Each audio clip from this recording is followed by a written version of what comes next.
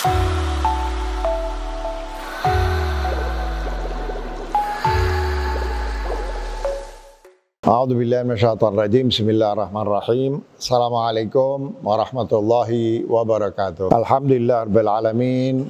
Tsumma alhamdulillah wassalatu wassalamu ala asyrafil anbiya'i wal mursalin wa ala alihi wa sahbihil mayamin. Allahumma shalli ala Muhammad wa ali Muhammad.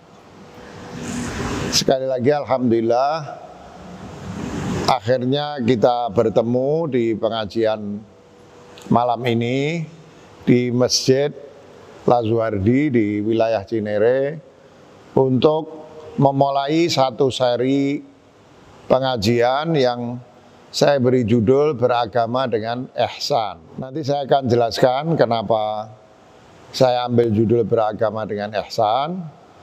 Tapi perlu saya sampaikan bahwa saya sendiri tidak tahu akan jadi berapa episode pengajian ini. Ya, mengingat topik ihsan ini seperti akan kita lihat nanti adalah topik yang sangat luas dan hampir-hampir mencakup semua unsur yang terkait dengan Islam, khususnya terkait dengan kebaikan, kesempurnaan, dan juga akhlak mulia. Jadi nanti kita lihat saja sambil jalan, mungkin bisa 12 kali, 15 kali, mungkin 30 kali, insya Allah kita jalankan dengan cukup padat, tapi tidak terburu-buru sehingga bisa kita nikmati, bisa kita kunyah, ya, sehingga insya Allah juga bisa kita hayati dan selanjutnya insya Allah kita praktekkan. Kenapa saya mengambil judul Beragama dengan Ihsan? Sebetulnya bukan hanya untuk pertama kali ini saja saya bicara tentang ihsan. Di dalam mungkin 2-3 tahun terakhir ini saya memang mengangkat topik ihsan ini secara khusus, ya. Biasanya saya katakan bahwa ihsan ini adalah puncak agama, puncak keberagamaan. Tapi pada saat yang sama puncak keberagamaan ini kita lupakan, ya. Karena sesungguhnya ihsan ini adalah salah satu rukun agama, sama seperti rukun Islam dan rukun iman. Sayangnya, ya, kita dari kecil ketika kita bersekolah atau kita mendengar ceramah-ceramah, itu kita selalu diajarkan tentang rukun agama yang secara tidak sadar membuat kita percaya bahwa rukun agama itu cuma ada 2, ya. Nah, padahal, dan ini bukan hal baru, para ulama itu sudah mengatakan bahwa rukun agama itu ada 3, bukan 2, ya. Jadi arkanuddin itu salasah, bukan 2, ya. Bukan itsnain, tapi salasah, 3. Entah kenapa di dalam sejarahnya, ya, rukun agama yang ketiga ini yang sebetulnya nanti akan kita lihat merupakan puncak dari kedua rukun yang umumnya dianggap sebagai rukun agama itu justru dilupakan, ya. Yang lebih aneh lagi, 2 rukun, yaitu rukun Islam dan rukun iman itu sebetulnya dirumuskan dari sebuah hadis yang di dalam hadis itu ada rukun agama yang ketiga ini, yaitu rukun ihsan. Nah, menjadi lebih menarik lagi, sudah rukun agama itu ada 3, kemudian tiba-tiba direduksi menjadi 2, ya. Itu hal yang menarik dalam makna aneh yang pertama. Hal yang menarik dalam makna aneh yang kedua adalah bahwa rukun yang ketiga ini sesungguhnya adalah puncak atau suka saya sebut sebagai mahkota kedua rukun agama yang saya sebutkan tadi. Nah, yang menarik lagi, yang aneh lagi yang ketiga, padahal rukun yang ketiga ini tidak diambil dari mana-mana kecuali dari hadis yang darinya kita mengambil apa yang disebut sebagai rukun iman atau rukun Islam dan rukun iman itu, ya. Nah, mari kita lihat hadisnya. Ini hadis diriwayatkan oleh Bukhari dan Muslim. Ya, hadis ini saya kisahkan sedikit agak panjang. Jadi suatu kali Rasulullah Shallallahu Alaihi Wasallam sedang duduk-duduk bersama sahabatnya. Kemudian tiba-tiba datang seorang laki-laki. Seingat saya digambarkan dalam hadis itu gagah gitu, laki-laki itu gagah, berpakaian putih-putih, ya, bersih. Dan para sahabat agak heran, mereka tidak mengenal siapa laki-laki ini, ya, sehingga tentunya mereka bukan penduduk kota Madinah. Dengan kata lain, laki-laki ini seharusnya adalah seorang musafir, seorang pejalan, ya, seorang pelancong. Dan kita ingat bahwa Madinah, apalagi di zaman itu, adalah kota yang terletak di tengah padang pasir, sehingga mestinya kalau ada seorang pelancong yang berjalan dari luar kota Madinah ke dalam kota Madinah, bisa dibayangkan pakaiannya paling tidak berdebu, ya. Nah, sahabat tidak melihat ini. Jadi bukan penduduk Madinah, berpakaian putih-putih pula, ya, sehingga kalau ada sedikit kotoran akan segera terlihat. Tapi pakaian laki-laki ini begitu bersih. Dan yang lebih menarik lagi, laki-laki itu kalau istilah sekarang itu nyelonong, melewati para sahabat dan menuju langsung kepada Nabi Muhammad SAW, langsung mendekat kepada Nabi, duduk di depan Nabi, begitu dekat dengan Nabi, sehingga digambarkan dalam hadis itu, lutut laki-laki ini bersentuhan dengan lututnya Rasulullah SAW. Lagi-lagi, kalau tadi laki-laki itu datang nyelonong, duduk begitu dekat dan tanpa babi bu, tiba-tiba meluncurkan atau dari mulutnya meluncur sebuah pertanyaan seperti orang yang sedang menguji dan berkata, akhbirni anil Islam, beritahu aku tentang Islam. Islam itu apa? Gitu ya. Nabi pun tenang-tenang saja melihat laki-laki itu datang nyelonong, duduk begitu dekat, kemudian tanpa babi bu bertanya, Nabi tenang menjawab, ya. Nabi menjawab, Islam itu adalah bersaksi bahwa tiada Tuhan selain Allah dan bahwa Muhammad adalah Rasulnya, utusannya. Kemudian Rasulullah menyebut secara berturut-turut beberapa unsur yang kemudian dikenal sebagai 5 unsur dari rukun Islam. Jadi selain syahadat, Rasulullah menyebut salat, menyebut puasa, kemudian menyebut zakat dan haji bagi yang mampu. Ya, setelah Rasulullah lengkap menyebut 5 unsur dari apa yang belakangan kita sebut secara standar sebagai rukun Islam, laki-laki itu mengatakan, sodakta, kamu betul. Dengan hanya satu kata, lugas. Ya, sehingga suka saya katakan kalau anak muda sekarang mungkin akan bilang 100, ya, atau bahkan mantul, ya, mantap betul, bahwa jawaban kamu itu mantap betul, ya.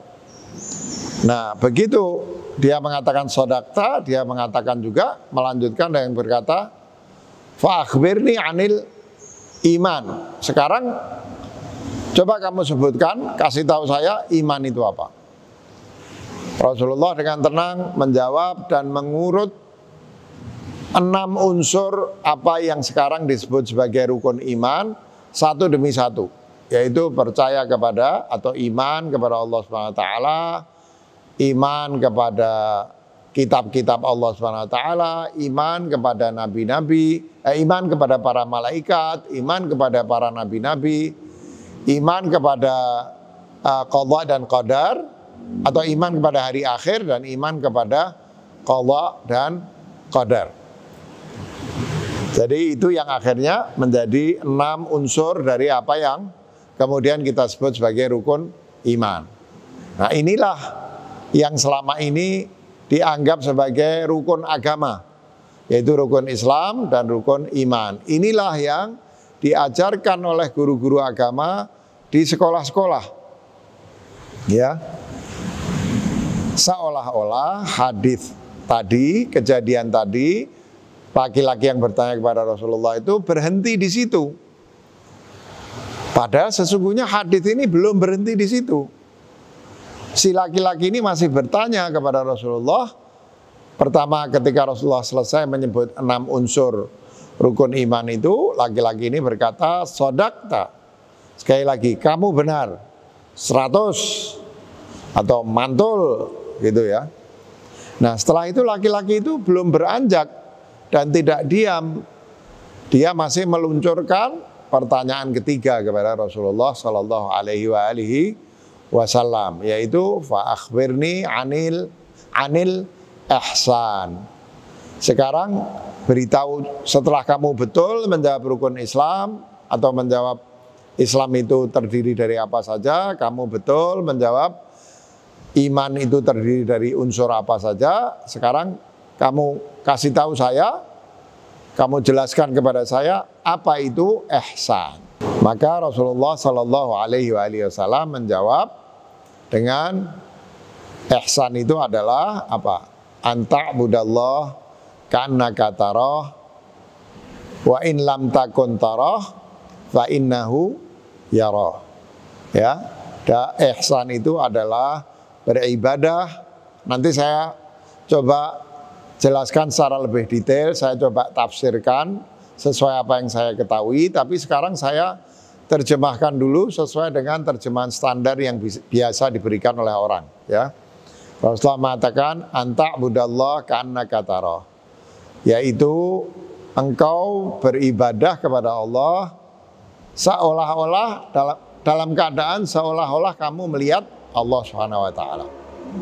Wa in lam takun tarah fa innahu yarak. Dan jika kamu tidak bisa melihatnya, kadang ditambah dengan kalimat dan tidak sekali-kali kamu bisa melihatnya, maka ketahuilah, yakinlah bahwa Allah itu melihatmu. Ya. Nah, inilah ihsan, ya. Inilah yang menurut saya seharusnya disebut sebagai rukun ihsan. Sebagian orang itu mengira bahwa rukun itu harus lebih dari satu. Ya, umumnya rukun itu kan artinya tiang, artinya pilar. Biasanya kalau dalam bangunan, pilar itu ada macam-macam. Tapi kita tahu sekarang bahwa di zaman sekarang bisa saja ada satu bangunan, misalnya bangunan yang melingkar, ya, di bawahnya tiangnya satu, gitu. Misalnya seperti menara atau tangki air, ya, atau menara kontrol di airport, ya, dan macam-macam menara itu dibangun dengan satu pilar. Ya, jadi pilarnya Islam memang tidak satu. Rukun Islam ada 5, rukun iman ada 6, sudah 11. Ya, rukun ihsan, pilar ihsan satu saja, yang menjadikan kalau dijumlah semua menjadi seluruh pilarnya itu, atau jadi ada 3 pilar besar. Yang pilar pertama itu terdiri dari 5 pilar lagi, yang kedua 6, yang ketiga 1, yaitu rukun ihsan. Jadi rukun itu tidak mesti lebih dari 1. Kalau lebih dari 1 disebutnya arkan. Jadi meskipun hanya 1, ya, meskipun hanya 1, ihsan ini juga layak disebut sebagai rukun agama. Karena itu seperti kata ulama, arkanuddin itu ada 3, bukan 2. Nah, sekarang saya mau tunjukkan betapa rukun ketiga ini, yaitu ihsan, yang sayangnya banyak dilupakan, bukan tidak disebut-sebut, tapi umumnya di dalam kesadaran umat Islam, karena sejak kecil di sekolah diajarin bahwa rukun agama itu hanya 2, ya, maka meskipun bukan tidak disebut, tapi tidak masuk ke dalam kesadaran umat Islam. Dan nanti kita akan lihat dampak dari ketidaksadaran kaum muslimin tentang rukun ihsan, dampak dari keterlupaan kaum muslimin tentang rukun ihsan ini. Ya. Sekarang saya coba tafsirkan apa kira-kira makna dari hadis yang disebut oleh Rasulullah Sallallahu Alaihi Wasallam. Pertama adalah anta'budallah ka'annaka tarah. Ya, beribadah kepada Allah. Ya. Nah, ibadah ini apa? Ibadah ini seringkali ditafsirkan sebagai ritual-ritual yang terkait dengan syariah dalam makna ritual-ritual lahir. Ya. Sebelum saya lanjut, saya akan sampaikan ya, bukan berarti ini nanti artinya bahwa orang itu Islam dulu, terus meningkat menjadi iman, terus meningkat menjadi ihsan. Tidak.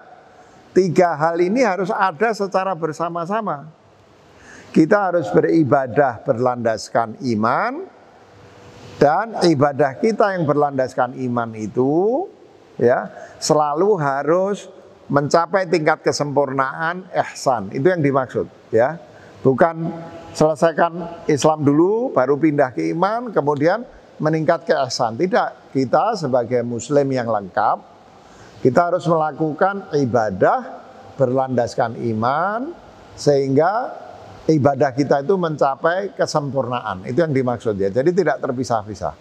Kembali kepada ibadah. Kata ibadah itu dari kata yang sebetulnya bermakna menyembah, betul ya, bermakna menyembah, menghambakan diri, betul. Tapi sebetulnya dari apa yang saya ketahui itu adalah sebuah penghambaan yang mengandung makna kecintaan. Sehingga kalau kita cari sinonimnya yang paling tepat dalam bahasa Indonesia itu menyembah betul, menghamba betul. Tapi barangkali istilah yang paling tepat itu adalah memuja. Ya. Memuja itu adalah menyembah, menghambakan diri yang didorong oleh rasa cinta. Itu ibadah.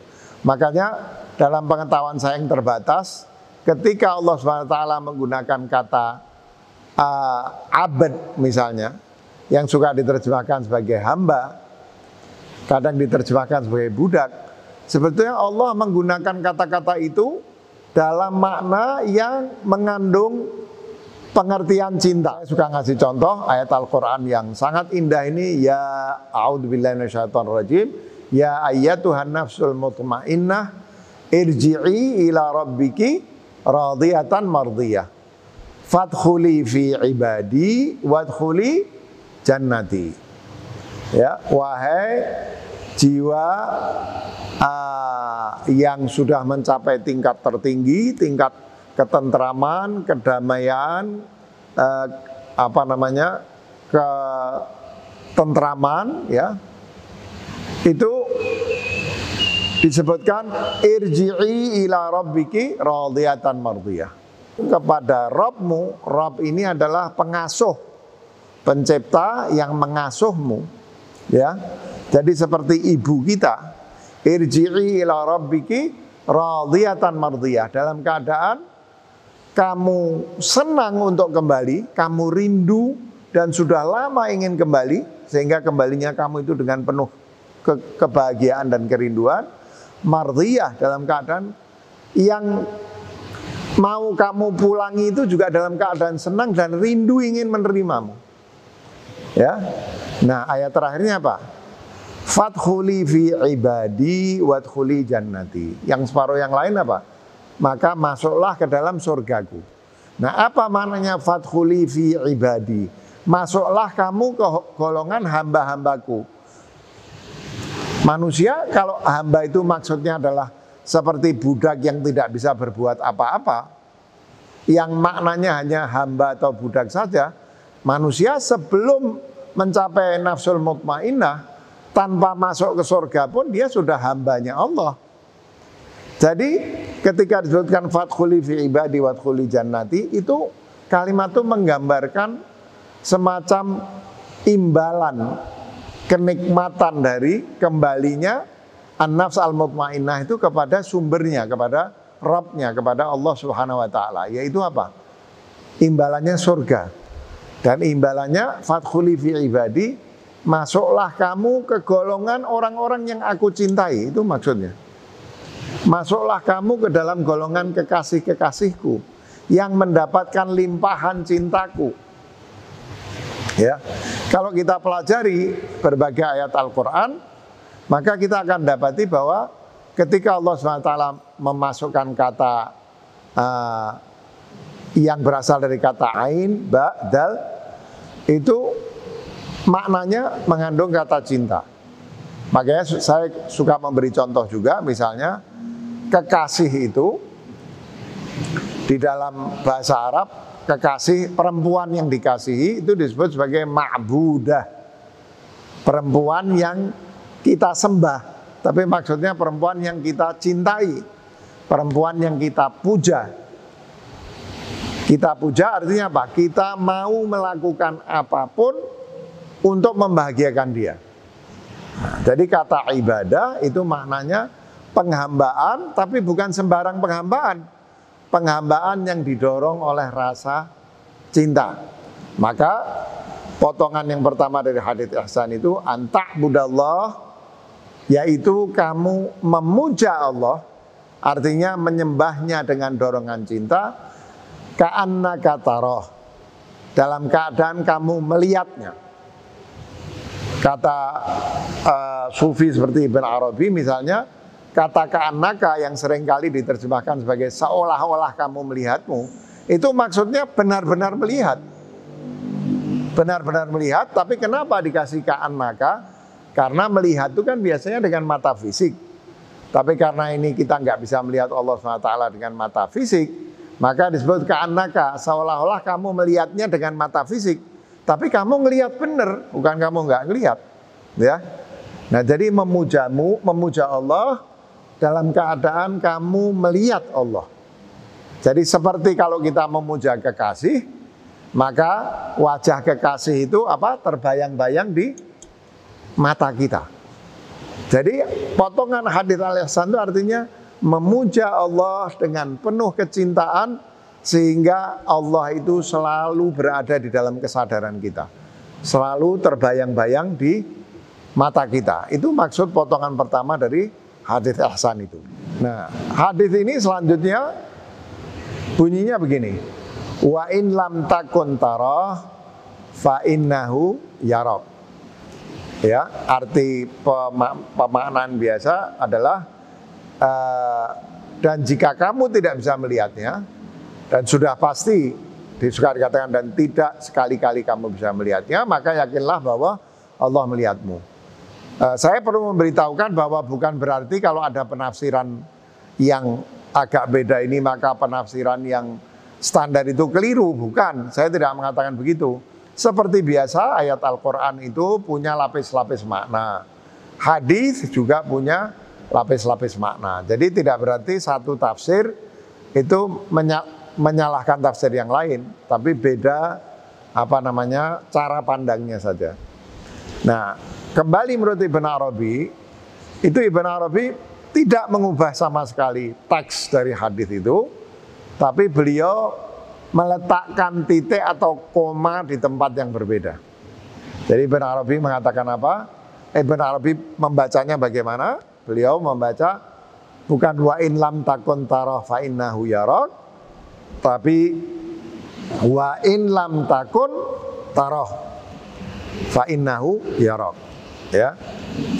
Artinya wa in lam takun, dan jika kamu sudah tiada, jika kamu bisa meniadakan dirimu, ya, itu mungkin bisa dikaitkan dengan gagasan tentang fana, hilangnya kita di dalam kebesaran Allah Subhanahu wa taala. Fana, jika kamu bisa mencapai tingkat fana, wa in lam takun tarah, maka kamu akan bisa melihatmu. Seolah-olah hadis itu ingin mengatakan syarat kamu bisa mencapai ibadah secara ihsan, yaitu memuja Allah, menyembah Allah dengan dorongan cinta sehingga Allah itu selalu terbayang-bayang di matamu. Caranya biarkan yang ada cuma Allah saja, dirimu tiadakan. Baru kalau kamu bisa meniadakan dirimu, dengan kata lain menaklukkan egoismemu, egomu hilang, hawa nafsumu kamu taklukkan. Pada saat itu kata Ibn Arabi, kamu akan bisa melihat Allah. Memang karena saya ini bukan ahli bahasa Arab, sebagian orang mempersoalkan, katanya harusnya kalau ada kata lam, wa in lam takun taroh, itu nggak boleh pakai alif, jadi taroh, nggak boleh pakai alif. Saya mencoba membaca, Ibn Arabi mengatakan justru huruf alif itu harus ada.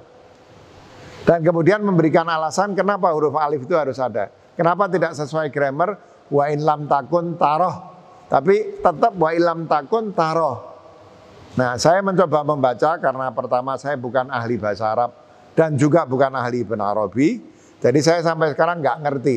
Saya sudah mencoba nanya beberapa orang juga masih belum ketemu makna atau pemahaman tentang penjelasan Ibn Arabi itu. Tapi kata Ibn Arabi, maknanya itu kalau kamu bisa meniadakan dirimu sehingga yang ada hanya Allah, maka kamu akan terserap ke dalam Allah SWT.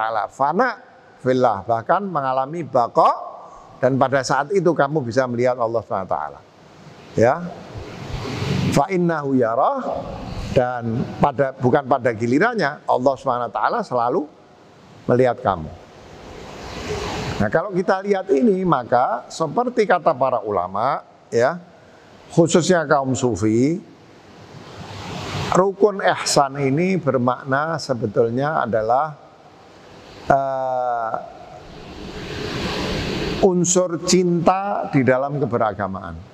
Lihat ya, ada persoalan memuja dengan dorongan cinta, kemudian ada dorongan menaklukkan egoisme. Itu orang kalau sudah egoismenya ditaklukkan, maka yang keluar dari dia hanya cinta.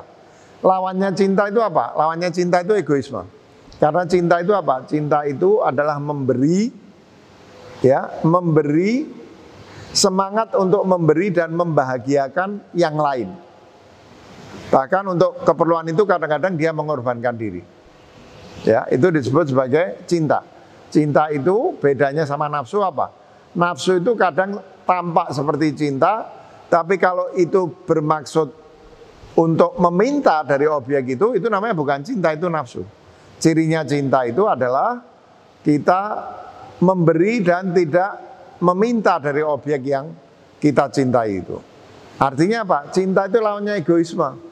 Jadi supaya kita punya cinta, seperti kata hadis ini, dalam penafsiran Ibn Arabi, maka tundukkan egomu. Kalau egomu bisa kamu tundukkan, hawa nafsumu bisa kamu tundukkan, akan muncullah cinta. Cinta itu akan mendorong penyembahan kita kepada Allah, sedemikian sehingga kita bisa melihat Allah SWT, bertemu dengan Allah SWT, berasyik masyuk dengan Allah sebagai kekasih kita. Itu yang dimaksud dengan penjelasan tentang ihsan ini.